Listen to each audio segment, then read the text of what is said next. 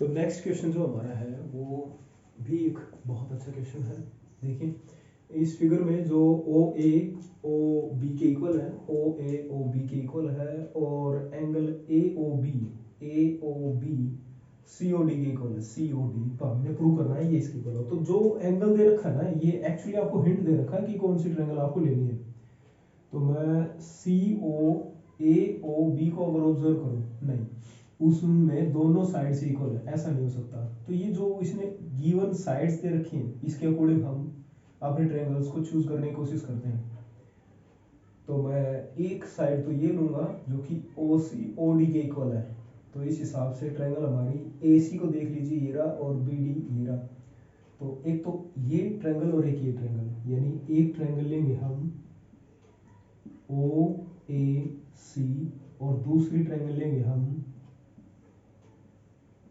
D O B.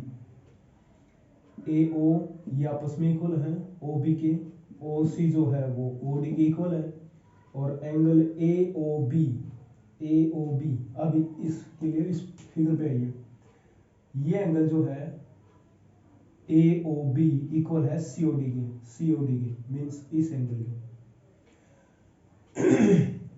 अब ध्यान से ऑब्जर्व कीजिए, जो बीच वाला पार्ट है ना वो दोनों में इंक्लूड है। तो हम क्या करें, इनको अलग अलग मान ले, यानी x, और इसको मान ले हम a, और ये भी कितना रहेगा हमारा x।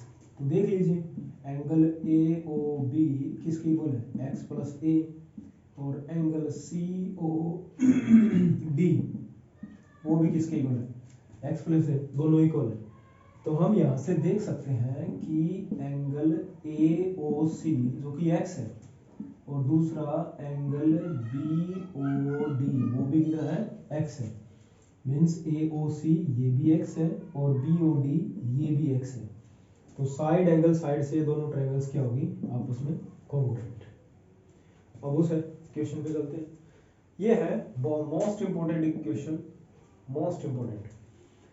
किस वजह से, क्योंकि इसमें आपने कोई हिंट नहीं मिलेगा, यानी एक बेसिक प्रॉपर्टी है ये कह सकते हो आप, कि जब भी आपको ऐसा लगे ना कि किसी राइट एंगल ट्रायंगल में एक एंगल 90 डिग्री को छोड़ के जो बाकी दो एंगल्स बचते हैं उनमें एक रिलेशन है, और वो किस टाइप का रिलेशन है कि एक एंगल दूसरे एंगल का डबल है, मीन्स एक 30 है तो एक 60 है। तो ये मान के चलिएगा कि जो छोटे एंगल की तरफ जो साइड है वो आपके हाइपोटेन्यूज का हाफ होगा। मीन्स मान लीजिए इस ट्रायंगल में ये गिवन है कि ये एंगल अगर हमारे पास एंगल बी सी ए ये अगर 2x है, शो एंगल बी ए सी ये हमारा x होगा। मीन्स एक 30 एक 60 मान लो, तो 30 के सामने जो हमारी साइड रहेगी वो हमारे हाइपोटेन्यूज के हाफ के इक्वल होगी।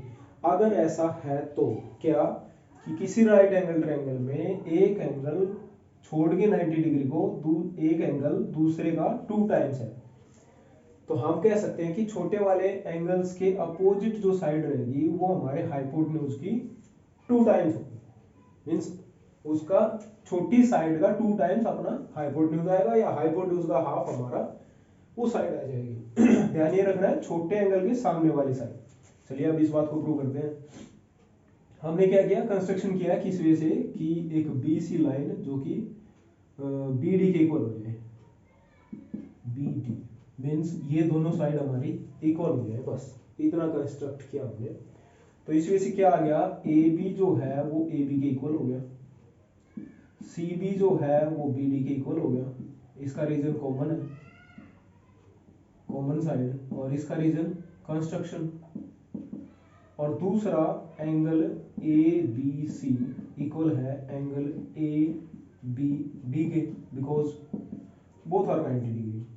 तो यहां से हम कह सकते हैं triangle C A B congruent है हमारी ट्रायंगल डी ए बी के बाई एस ए एस।